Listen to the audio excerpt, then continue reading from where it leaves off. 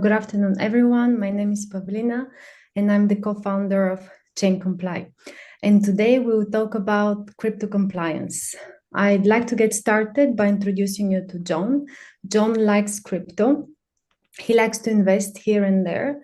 Sometimes he loses, sometimes he wins, but whenever he tries to get his wins out of the crypto exchange into his regular bank account, it's always a hassle. In fact, John is not alone. There are more than 20 million, 140 million of crypto users in Europe, which is more than 20% of the population, and those numbers are only about to grow. I would also like to introduce you to Samantha. Samantha works in a retail bank, and her mind is occupied with due diligence, regulatory requirements, source of funds investigation. She doesn't necessarily hate crypto, but what keeps her awake at night are the billions worth of cryptocurrency laundered and the billions crypto-related fines for financial institutions. In fact, her mind was completely blown when a couple of weeks ago she heard about the most recent fine for Binance at the value of 4.3 billion USD. Now, Samantha receives hundreds of cases like John's on a daily basis, and she rejects most of them. Why? Because banks do not talk crypto. In fact, banks do not trust crypto exchanges. They consider them almost on the level of pirates. Now, another side of the story is that banks also don't understand the data sets arriving from crypto exchanges. And that could be particularly challenging when trying to do source of funds investigation. Speaking of the latter, for an AML officer today to do source of funds investigation, they would have to rely on second-hand Excel sheets, sometimes even screenshots. They would need to be expert in blockchain forensics and most likely spend almost a day on a single case. Now, we at ChainComply are here to change this. How? We'll equip bank officers with an enhanced due diligence AML tool for quick and easy source of funds investigations. So instead of Excel sheets, we'll collect the data from the crypto exchanges with APIs. We will also check the client's blockchain activity, again via API, and we will provide the AML officer at the bank with comprehensive overview. This way, the work of the AML officer will be reduced to not more than 5 minutes per single case. With ChainComply, a bank officer can stop stressing over the transactions arriving from crypto exchanges because now they can do risk assessment per account, per wallet, per exchange. They can count on compliance flags recommended by the global regulator, and they can get numerous visualizations and analytics to do quick source of funds investigations. There is also something for the crypto holders. With ChainComply, they will be able to connect their crypto exchange data just within a few clicks. Now, until now, we mostly talk about banks, but in fact, our solution is suitable for a much wider scope of potential clients, including e-wallets, crypto exchanges, financial intelligence units, law enforcements, and now a quick word on the competition. So we believe that our competition will come from the AML software and blockchain analytics market. But what is important to note right now is that a couple of months ago, we came across our first competitor, a spin-off of one of the blockchain analytics giants. And while this is very interesting because it validates the need for our product, it also shows us that we need to act fast and grab this market share. Speaking of acting fast, we have just signed our first letter of intent for a pilot implementation with Violet, and we've also built a strong pipeline of potential clients for Q1 and Q2 of 2024. Now, we believe that this will put us in an excellent position for June 2024 when MiCA, the regulation for virtual asset providers, comes into force, and this will be also the timing when the demand for our product will skyrocket. A little bit about the business model. We have a SaaS model, so monthly subscription. We'll also be generating some revenues from recurring reselling fees, training and consulting. And a few words on the team. Our team has more than 50 years of collective experience from the financial and fintech sector. We've built 2 other startups before. We founded the first peer-to-peer lending platform in Eastern Europe 8 years ago. And 3 years ago, we founded ChainCo, which we later on pivoted into ChainComply. So thank you for your time, and we're ready for your questions.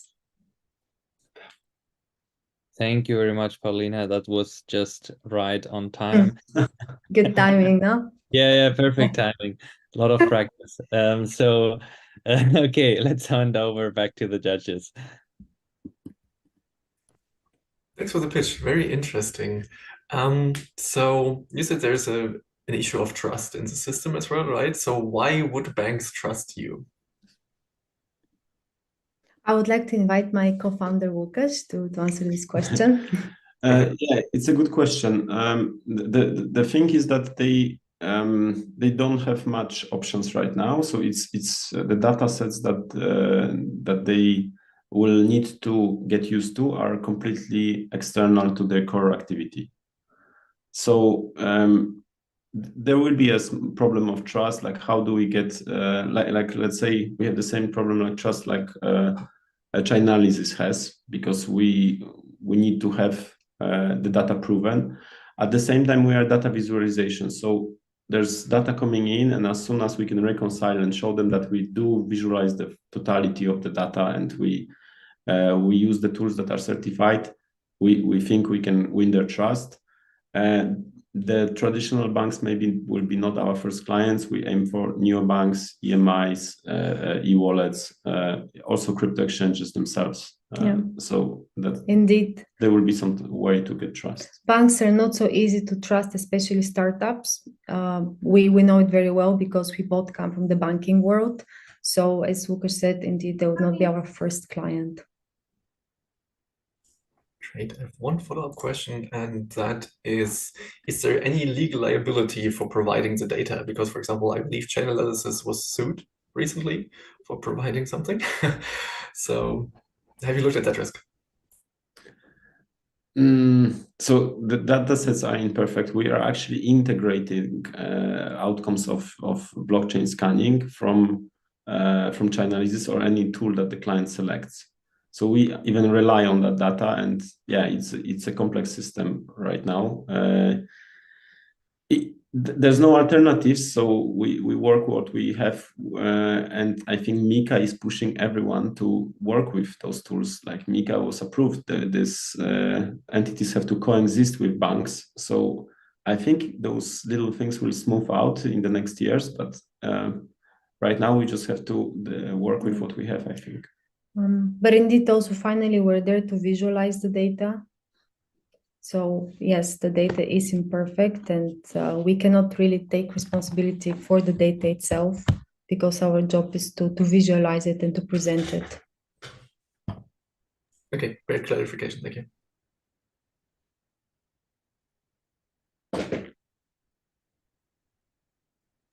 Yeah, maybe from my side, one question. So I checked your early traction slides, and I saw you had this customer Vale as one of your first ones you signed the LOI with.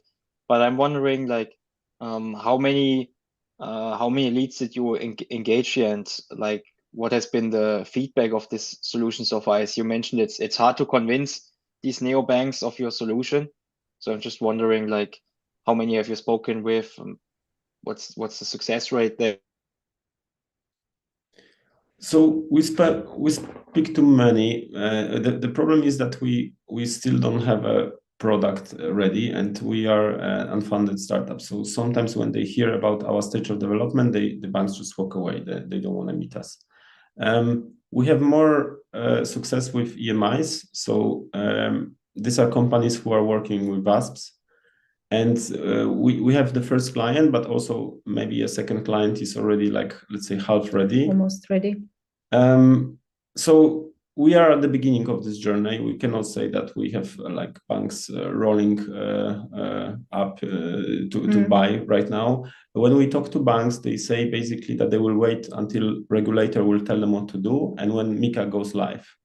So we have a couple of months to prepare ourselves and to build the right product when we believe that our Indeed. then they will come knocking at our doors, like, how can we really do source of funds investigations? So indeed, all of the banks would need our product, but we'll have to wait for the regulation to kick in. So they come knocking on our door. We'll use this time to onboard as many EMIs as we can. And this is our immediate target for Q1 and Q2. So the names you saw on that slide, in fact, they're EMIs. And we have at the moment, as Lucas said, one that is almost ready as the second client potentially, and then two more which sound more serious than the others. And do you have Yeah, any we're at the very geographic beginning, focus here? indeed. Yeah, do you have any geographic focus here as well? I'm not familiar with some of these names, but is that mainly in Europe, or do regulations also for data differ if you, let's say, talk to clients in Singapore? How does that look like? We haven't. Our geographical focus at the moment is Europe, also because of MiCA coming and regulating the space.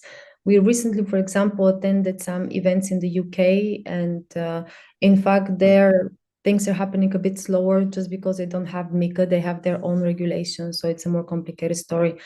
Short answer, our geographical focus at the moment is Europe. And maybe Lithuania is this place where you have, I think, 60 different EMIs. So it's like a valley of payments, and those institutions, we actually want to make a road trip there.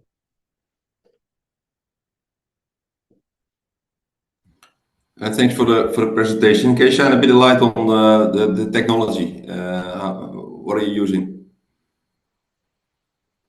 So it's a normal .NET development, right? And then we use it's a traditional development, and we use scanners to get data from the exchanges. There's no really any smart contract or any blockchain development there. And then we use React and Vue on the front end. So it's really combining traditional data sets, data from exchanges to get the data and to analyze those. Yes, data from exchanges, that's the main part, but we go a little bit beyond, because then when we get the data from exchange, we know all the clients' interactions, and we have to go one step further. So we need to check the interactions with the scanners on the blockchain, see maybe one step further how far we need to go to basically make sure that the money is clean. Thank you for the clarification.